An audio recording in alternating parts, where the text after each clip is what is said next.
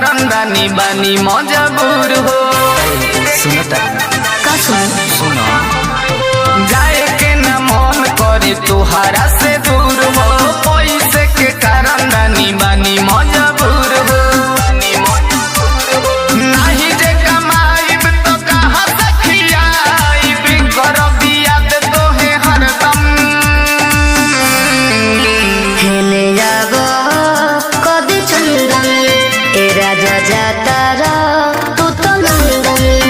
हेले जागो कदी चंदन ए पिया जाता रा तू तो लंदन।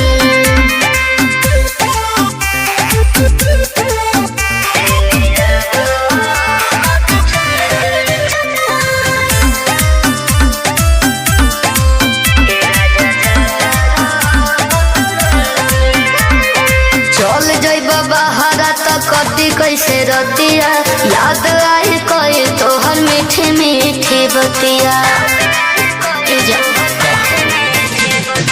इहे मजबूरी धनी हम के सतावता, कथी करे कुछो अब समझे न आवता। बतिया के मानो नहीं जिद तू कर, करब फोन तोहे हरदम।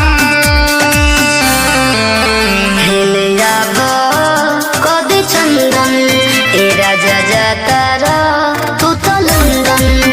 हेले जाबो कदी चंदन ए पिया जाता रा तू तो लंदन। हेले जाबो कदी चंदन।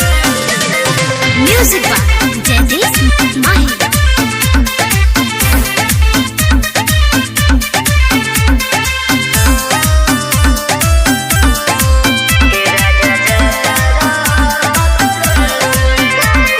जाता रोता जाए पिया ठीक से कमाई हो, कौनो सवत से न नजर